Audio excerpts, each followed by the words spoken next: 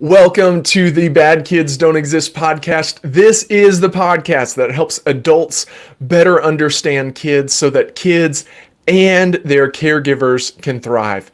My name is Stuart Perry. I go by Mister Stu. I am a licensed clinical social worker, a child therapist, and an autism spectrum disorder clinical specialist. I'm from Louisville, Kentucky. It's Louisville, Kentucky. And I'm so excited to be joining with you today just to help adults better understand kids.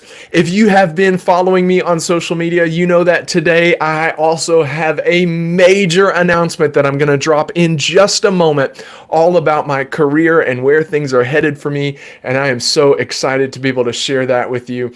But if you are watching right now and you have a question about understanding kids, or if you have a question just about children's mental health, throw that in the chat. I'm happy to jump to those things. I've also got some questions that I'm going to be answering today during our live question and answer session. But now is the moment that you all and I myself have been waiting for.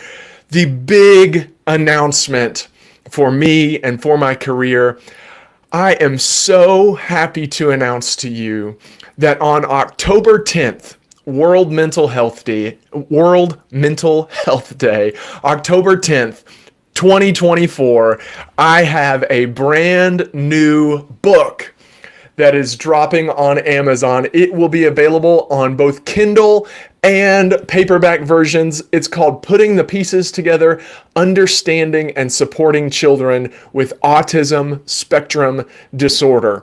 I have found that in my career, there are so many misconceptions and myths and frustrations and chaos and worry that surrounds autism spectrum disorder. So I wrote this book. It has actually been several months in the making, and finally it is ready to come to you. It is actually going to be part of a series of books. The series is called What's Really Going On Here, and that helps to explain different disorders that children may have that affect children's mental health. The first one I decided to tackle is autism spectrum disorder. And this is a book that I wrote for parents, for caregivers, for people who work with children who are diagnosed with autism spectrum disorder, really just helping to demystify the disorder, explain a bit about what's going on in the brains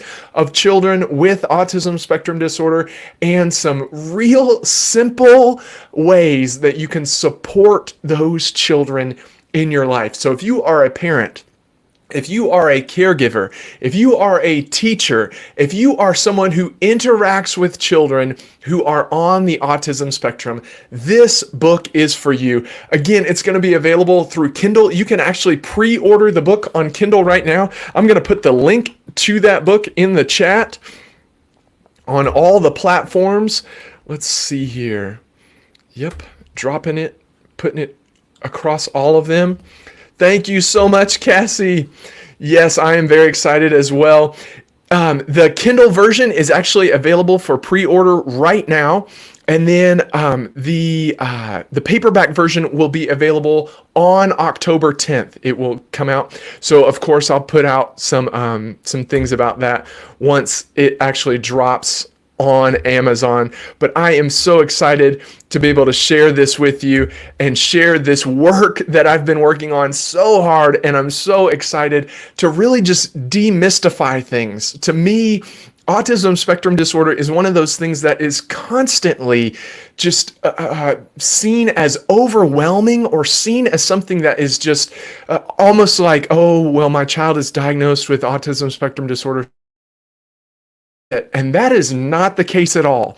And in the book, I also explain that autism spectrum disorder isn't even something to fix. It's not something to try to change about your child. Now, there are some symptoms that you may want to change and support your child so that they don't face those symptoms.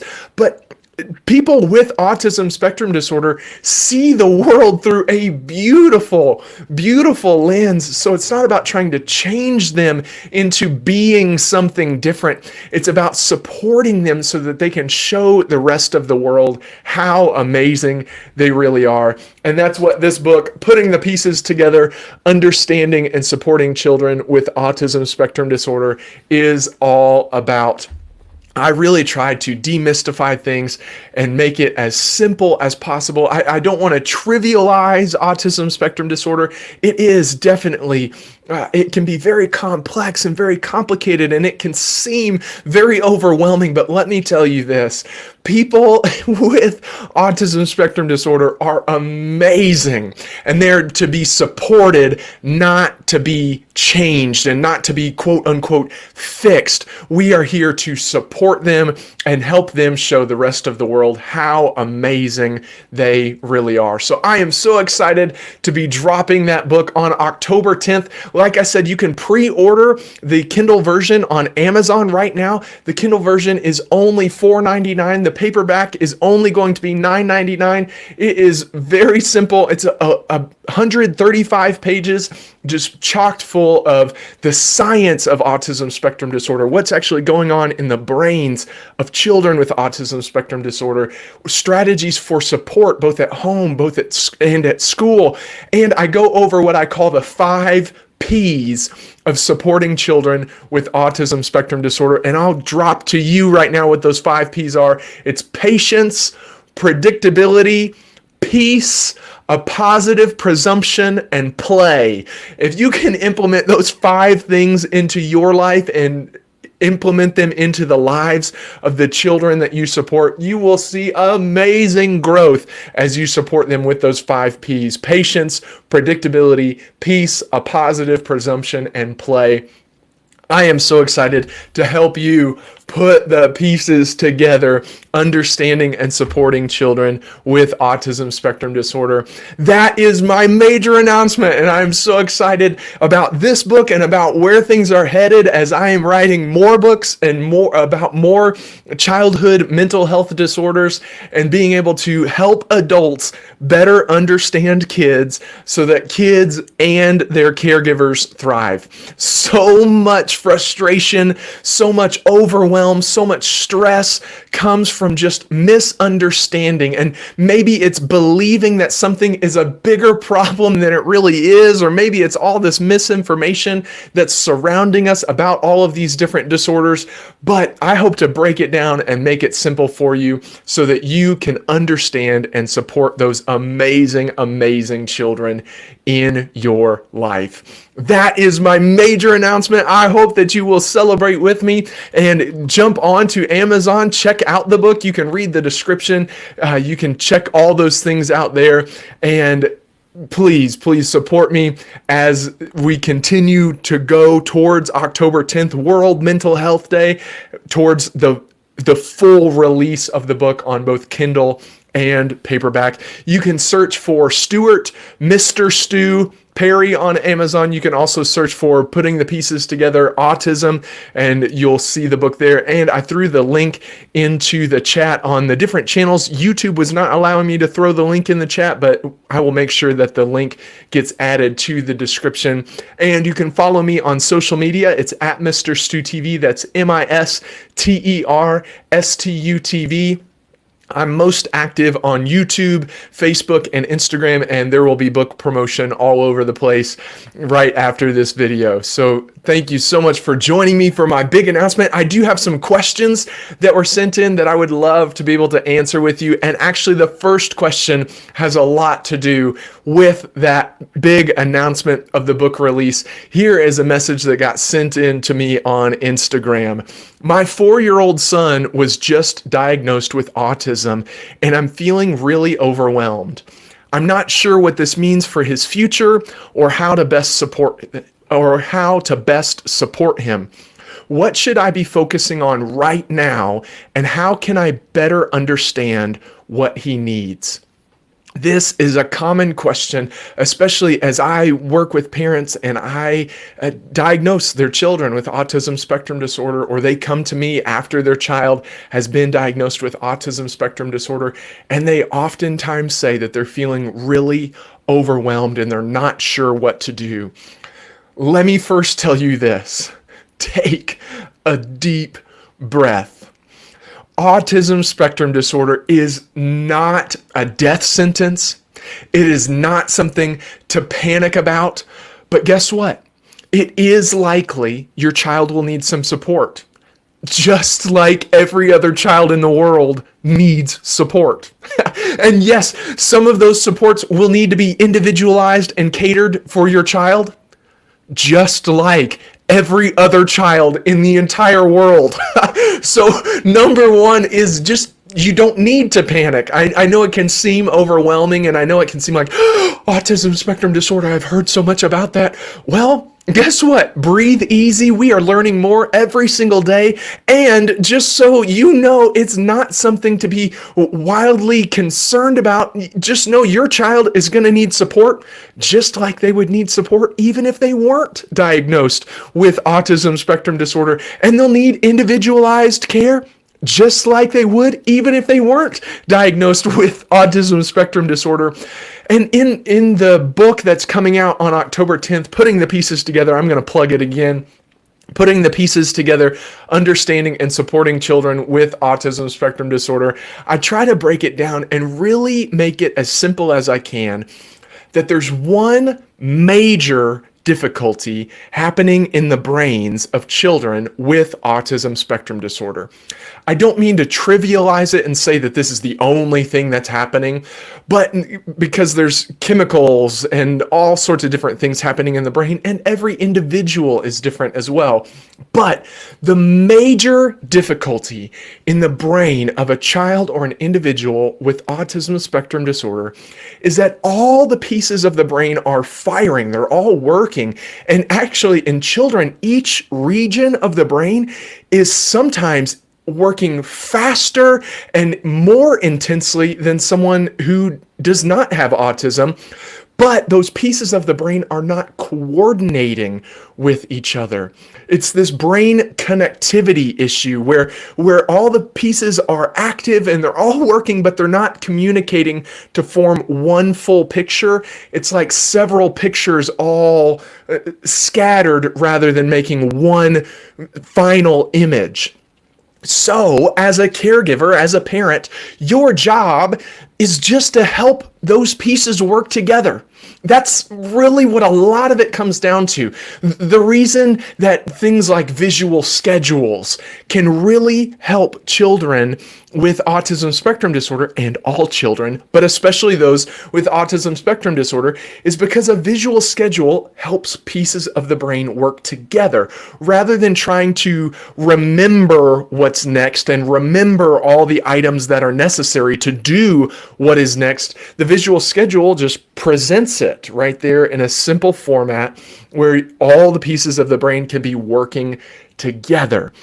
So as a parent, just know your job is to love and support your child. Whether your child is diagnosed with autism spectrum disorder, whether they're diagnosed with anything else, or whether they have no diagnosis at all, they're going to need some support. And some of that support is going to be individualized, and some of that support may be intense.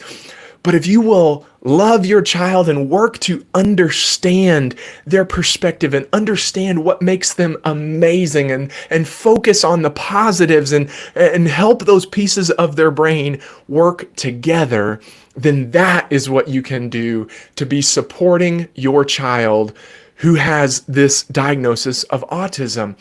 So let me also say that as part of the release of the book, I have designed a page on the Bad Kids Don't Exist website that has resources for caregivers of children with autism spectrum disorder. You can go to badkidsdon'texist.com/ Autism, and you'll see 6 resources now, and there will actually be more added over time. You can see those things on the website. There are some screeners for autism spectrum. There's a document that breaks down the levels of autism spectrum disorder. There is a document that talks about some things to discuss during an IEP meeting for your child if they are in school. There's a checklist for teachers to make sure that their classrooms are sensory friendly. There's a document that breaks down the 5 P's that I talk about in the book, putting the pieces together, understanding and supporting children with autism spectrum disorder. Those 5 P's are patience,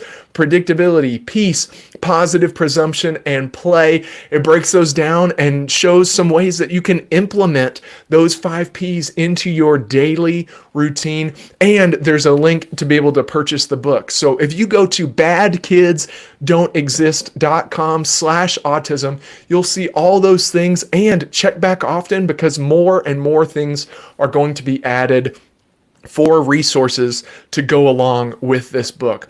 But breathe easy and know that your child is amazing.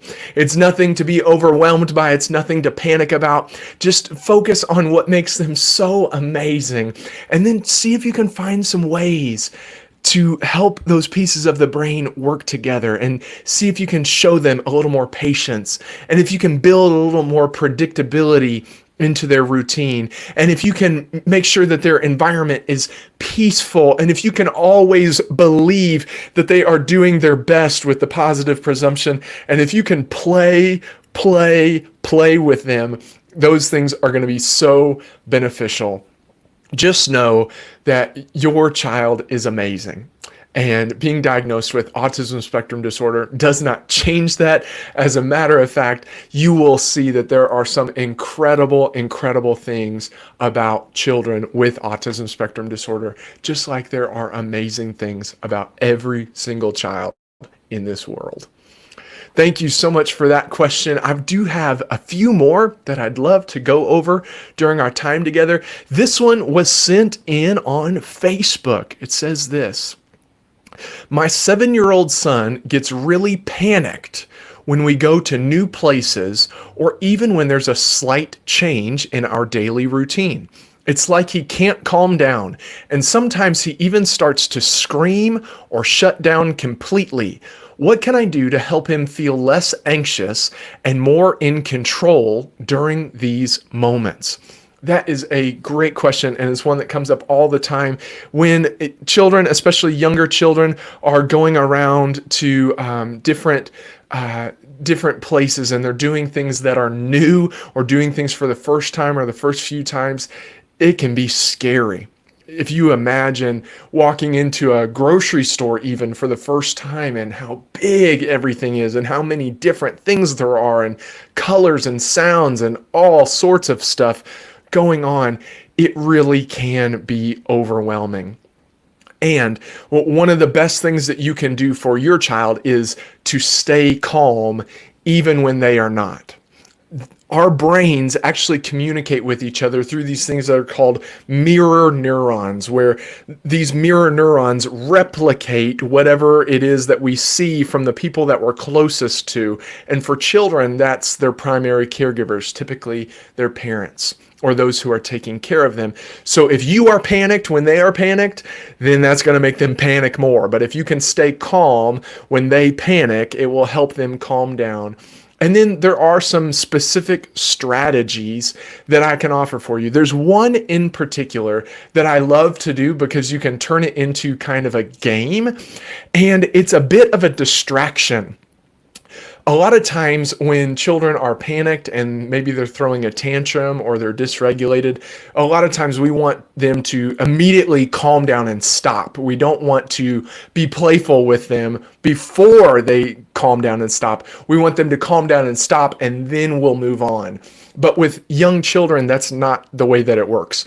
Many times we have to play with them and distract them, and then we can go back to the situation and discuss what happened and how they can handle it better in the future. So one strategy that I love to use is called 5, 4, 3, 2, 1. It is a fun thing that you can do with your child that you can turn into a game. And basically, it brings back the sensory part of the brain. It causes the child to have to focus on things that are around them and things that are within their control rather than getting that tunnel vision and things kind of blurring out. Because as children are triggered and as they panic, less and less of the brain becomes online. So if we can bring back all of the senses, then what happens is more of the brain is lit up. The child can see that they're not in a dangerous situation because it's not just a tiny little piece of their brain that's working, it's the whole thing. So if we can bring all these sensory pieces back on, then it can help the child calm down and understand their full environment because more of their brain is working. So with this 5, 4, 3, 2, 1, here's what you do. You try to help the child identify 5 things that they can see, 4 things that they can hear, 3 things that they can touch, 2 things that they can smell, and 1 thing that they can taste. So I'll do it for you right now. 5 things that I can see. I can see a bright, bright light over here. I see a computer monitor here. I see a camera here. I see a microphone here, and I see my mouse right here. That's 5 things that I can see. 4 things that I can hear. Let me see. I hear the humming of my computer. I hear some rain. I hear the fan above my head. That's 3. Ooh, and I hear a car driving by right now. That's 4 things. 3 things that I can touch. I can touch my legs. I can touch my desk. And right now my feet are touching my chair. 2 things I can smell. Let's see. Ooh, I smell this balm that I put on my beard. And I don't know how to explain it, but I smell just the smell of my house. It smells like stark a little bit, which might be an unpleasant smell to some people. It's a beautiful smell to me. Stark is my German Shepherd. And then just kind of like the smell my house has. And 1 thing I can taste. Let's see.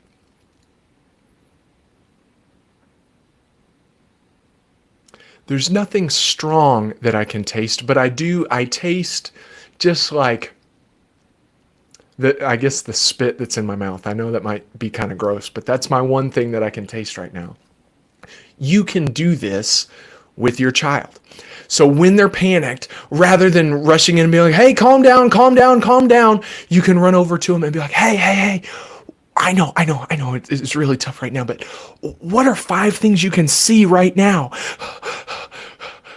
I see the cereal boxes, and I see the aisles, and maybe they're nervous at first, and you get them to start noticing things that they can see around them. Oh, great, you got 5 things you can see. Now, what are 4 things that you can hear? We might have to be really quiet so you can hear. Let's see, what are 4 things you can hear? Oh, wow. And you coach them through that part. And then what are 3 things you can touch right now? And maybe you're touching them so they feel you touching them, and they see that their feet are on the ground, or they feel their socks on their feet. And then they realize that they can also reach out and they can touch a shelf or something like that. And there's 3 things that they can touch. Okay, now what are 2 things you can smell? And they smell and they try to figure it out. And then what's 1 thing you can taste? Again, there might not be a strong taste. It might just be spit in their mouth.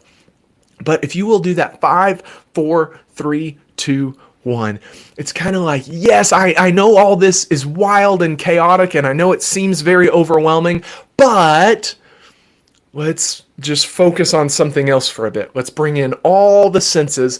That opens up more of the brain. It also acts as a distraction for the child. It builds connection between the 2 of you because you're being playful and you can be silly with it. And then you can say, yeah, you got to see all those things and hear all those things and smell all those things. And now I think we're ready to go. Are you ready? And then you can move on with them.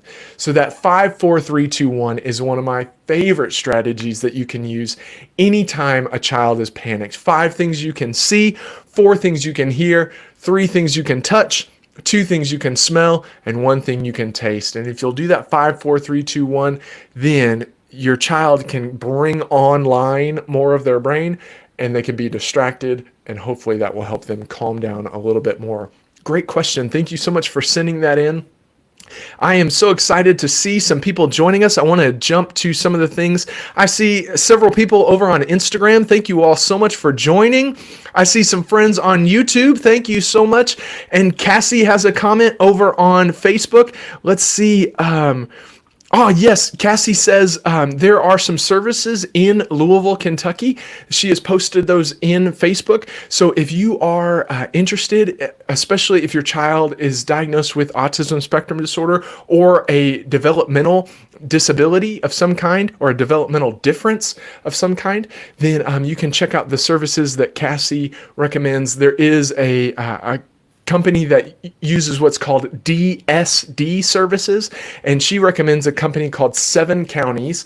They have DSD services that can support your child as well as they are growing and help them thrive. All right, let's go to the next question here. Thank you all so much for writing in. Thank you so much for joining me. Let's see. Okay, here's the next question. My daughter is 5, and I've noticed that she spends a lot of time playing by herself or making up imaginary stories. Sometimes I worry that she's not focused enough on learning activities or developing quote-unquote real skills. Should I be encouraging her to do more structured things, or is this type of play actually good for her development? Great question. Play is so important for children. So important. As a matter of fact, a recent study done by, I believe, Vanderbilt found that children who receive pre-kindergarten academic training are more likely in their future to have learning disabilities diagnosed, to have school behavioral problems develop, and to have greater likelihood of negative social skills, because that academic training is too academic and not enough about the play. And there's a lot of different reasons and a lot of different theories about why that might be. But the research is really showing that we are pushing kids way too hard, way too fast. And that really concerns people like me who know and believe that play is so important for kids. Play helps children in so many ways. But one of the ways that it helps children is by helping the different parts of their brain work together. As adults, we have this part of our brain that's called the prefrontal cortex, and the prefrontal cortex helps to synthesize information and coordinate information between the different lobes of the brain and between the different regions. Well, children don't really have access to that part of the brain. Children's brains, the prefrontal cortex, isn't fully developed. And as a matter of fact, that part of the brain doesn't connect until around age 12, and it's not fully connected until around age 25. So all those skills that the prefrontal cortex does of synthesizing, coordinating, and connecting all the different parts of the brain, we have to do that manually for children, or they have to find a way to manually do it for themselves. Play is the best way to manually have all those pieces of the brain work together. Because if a child is touching something and smelling something and looking at something and hearing it, all those parts of the brain are working together at one task rather than just them hearing information and trying to retain it. It lights up more of the brain, which causes more connectivity, which builds synapses faster, which makes memory last longer, stick deeper, and have more connections so that it pops up in their daily lives as well. Play is so important. And you say your daughter is 5. If your daughter is 5, let her play her little heart out. Let her play. Let her do imaginary play. Let her do physical play where she's just running around. Let her do all the types of play. Let her just play. That will help her brain develop so much better than just sitting down and focusing on what you have called, quote unquote, real skills. And I don't just mean playing on screens. I mean real, messy, fall out of a tree and break your wrist sometimes play. That's the type of play that kids need the most. And here's something to understand and something to consider. Video games and electronics are constantly putting information into our brains or into the brains of our children. Play is how children get some of that information out, and it's how they use that information. So if your child is constantly scrolling or constantly playing a video game, all that information is going in, but there's no like pressure release valve that's helping it be able to come out. That's a problem. It's got to be able to come out, and play is a way to do that. Play also helps kids to test out new ideas and test out different things so that they can see what works and what doesn't. It helps them be able to make mistakes and learn from them. It helps them be able to try out new concepts in safe ways. Play is so important for our kids, and we've got to make sure that we build that more into their lives because it helps with so many things across all of their development, and it is vital. We have got to do more play, and the studies are showing we are focusing so much on school and so much on academics and so much on just getting ready to be able to take the tests and do math and read, and while those things are important, we have taken play away, and the results are showing that that is causing a lot of problems for our kids. Let your children play. I will scream that from the rooftops. Let your children play.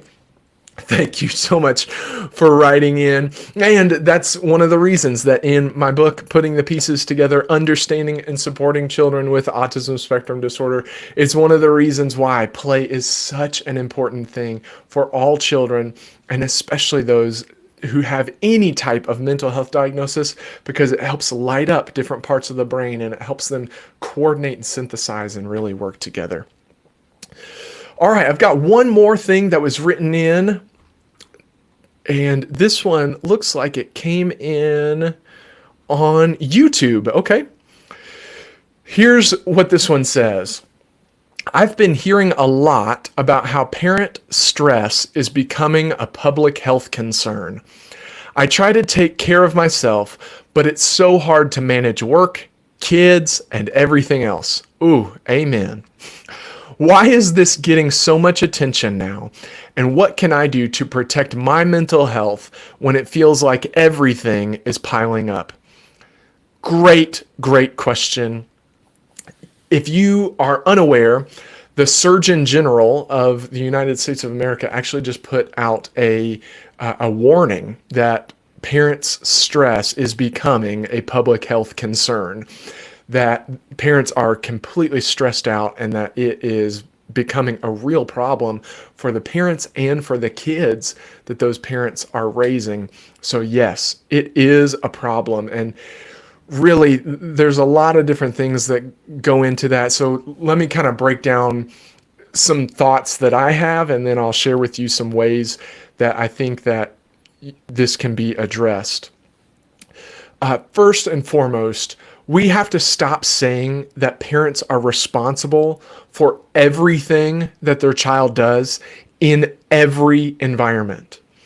All the time, I'm on the phone with schools or staff from schools, and I talk with them about how they are calling parents when there are disruptive behaviors while the disruptive behavior is going on, and expecting that the parent can do some sort of magic over the phone.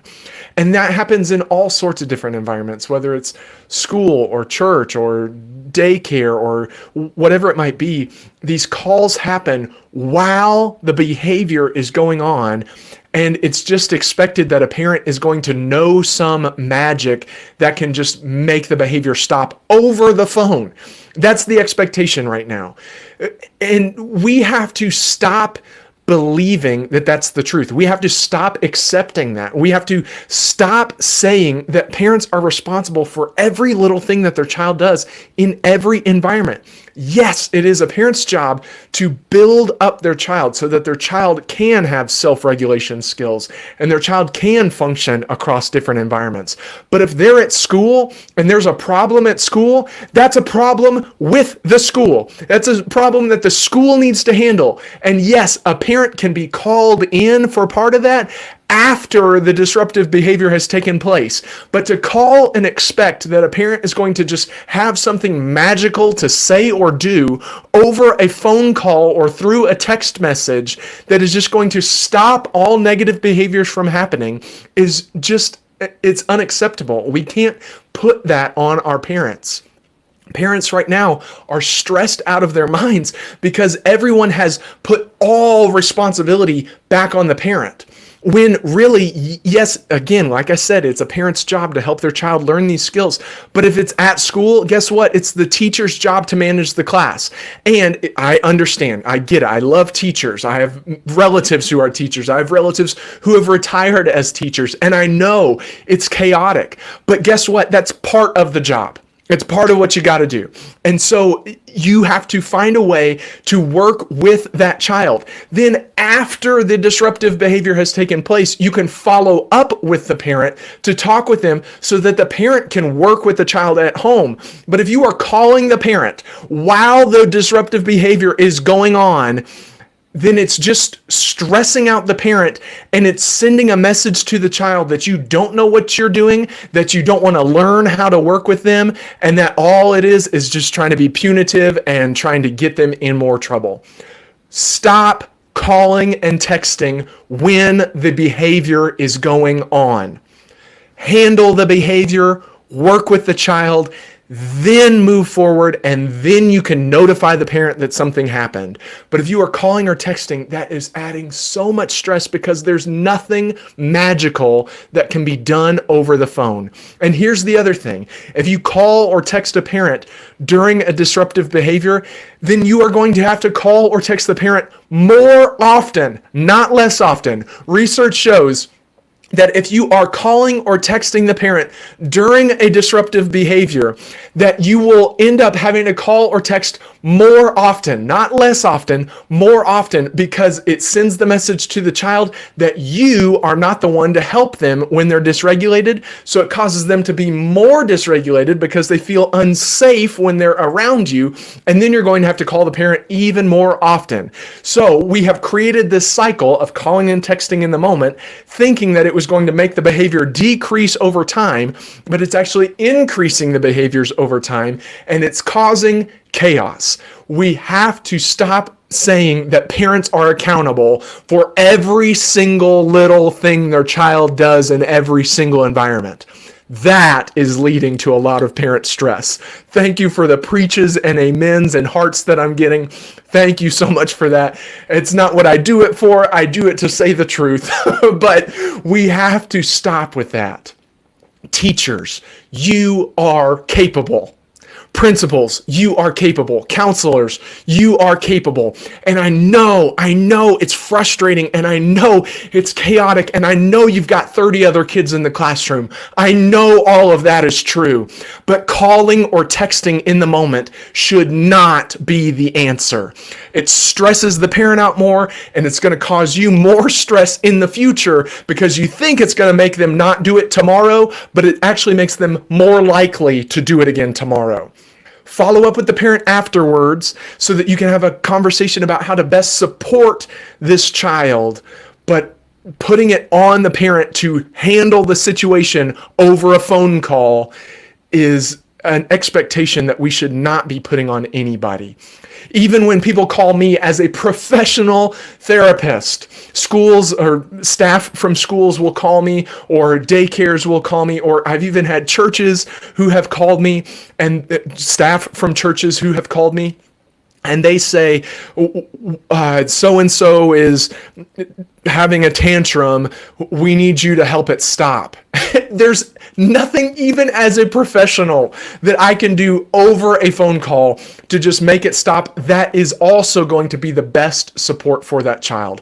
Learn to work with that child. And if you'll just take that off the table, take off that you're just going to call or text in the moment. Just take that off the table. And what that means is you're going to have to find another way to work with them. You're going to have to figure it out.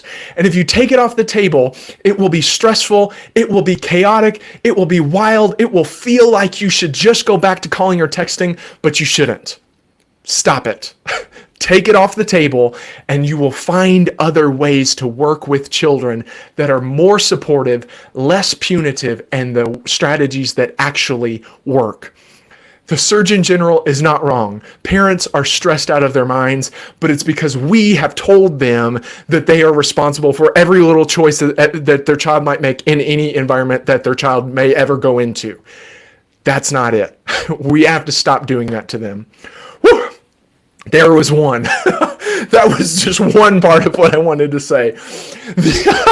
Wow. The other part of this is that parents oftentimes believe that their children are worse behaved or worse off or in more danger than children from yesteryear. And I actually do a keynote presentation on this. It's called No Bad Kids.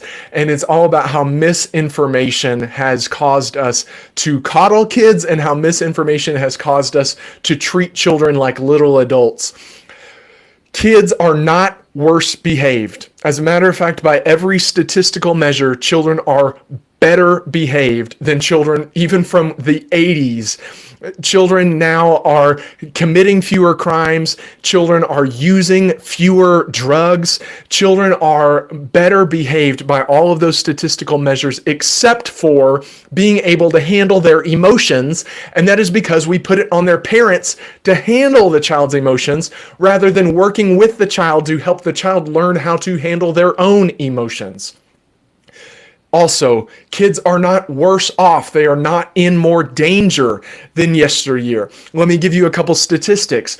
As a matter of fact, crimes committed against children, abuse of all kinds, neglect are all down in high percentages compared to children of yesteryear. Crimes committed against children are down, and as a matter of fact, crime across our whole country is down. You probably didn't hear about this, but the FBI just released their Crime in the Nations report that just came out on Monday. And in that report, they say that violent crime is down 3% from 2022 to 2023, and murder or intentional manslaughter are down 12%. A 1-year drop of 12%. That is the highest 1-year drop of murder in over 2 decades. Children are not in more danger today. I know it's all over the news. I know it's all over our screens. I know there's a lot of footage of these things happening, but more footage of it does not mean it's happening more. It just means that there are more cameras everywhere to capture these things. Children are not worse, and they are not worse off. By every statistical measure, they are doing better, except for being able to regulate themselves, because, again, we're putting it on the caregivers to regulate the child rather than working with the child so that the child can learn to regulate themselves. All of that is what's causing the stress for parents. Parents believing they are responsible for everything.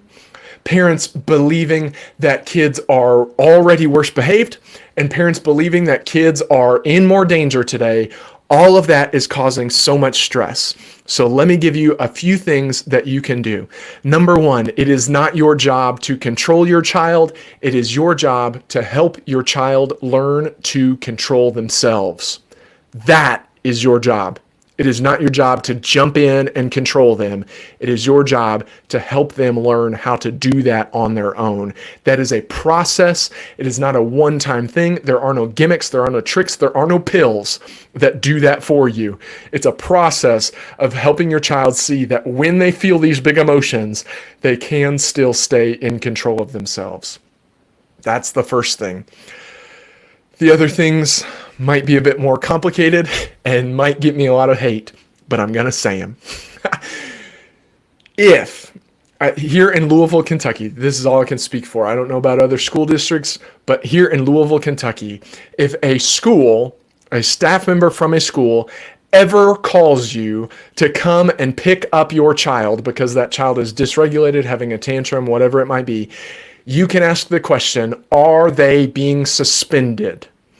If they are not being suspended, you do not go pick up that child. If they are being suspended, you have to go and pick them up. But if they are not being suspended, you do not go pick up that child. Removing a child from an environment where they are already dysregulated reinforces in their brain that they had a good reason to be dysregulated in that environment. It causes them to be more scared because they were rescued from danger. When we leave them there and they know you care about them, then they see, well, they care about me, but they left me here, so I must be okay. And they will figure out a way to stay regulated over time. It's not a one-time thing. Then work with the other caregivers for your children, but do not do the work for them. If they are calling you during a moment of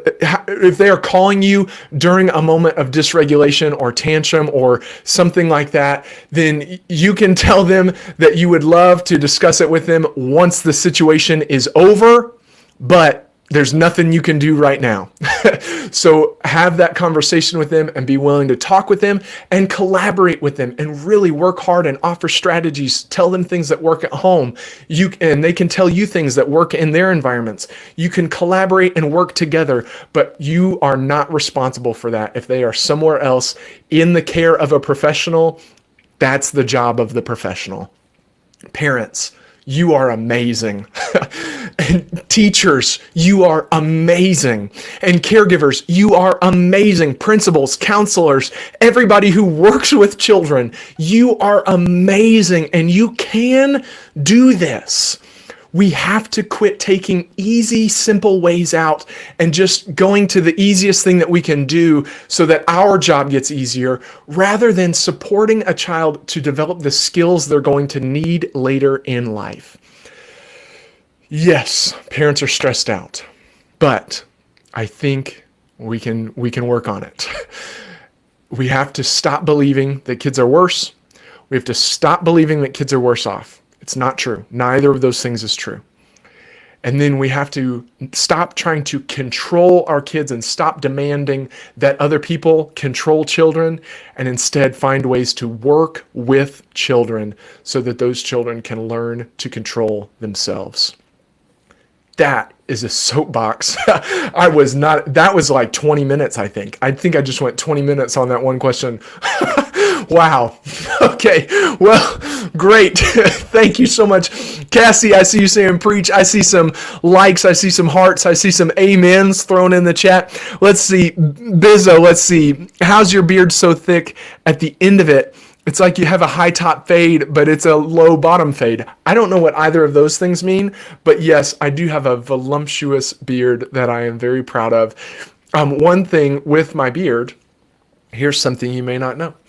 The beard actually helps young children, and I specialize in working with young children in my practice. It helps young children, and sometimes children and children with different disorders have difficulties recognizing and remembering faces. So my glasses and my beard actually help identify me very quickly so that a child feels more comfortable as they get to know me over time, even if they have one of those disorders that makes facial recognition difficult. So it's not necessarily that I love having a beard, but I do love having a beard because it helps children. Thank you for that comment though, Bizzo. It's It's thick, nice, voluptuous. I feel good about it.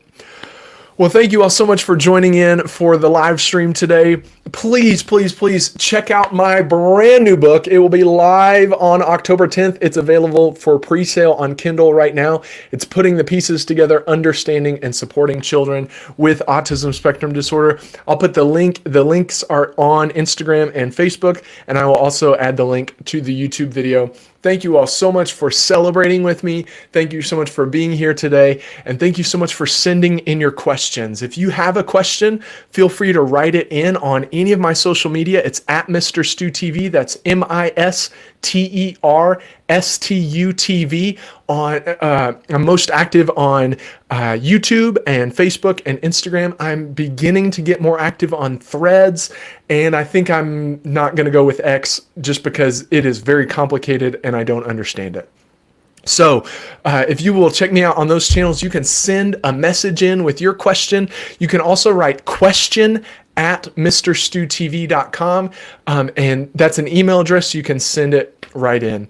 I love helping adults better understand kids. If that sounds like a good match for you and an event that you might have coming up, or a training that you might need for your staff or some group of caregivers, I would love to hear about it. You can check out badkidsdon'texist.com/booking, and there you'll find all the information you need to hire me as a keynote speaker or a workshop leader so that we can make your next event a great one.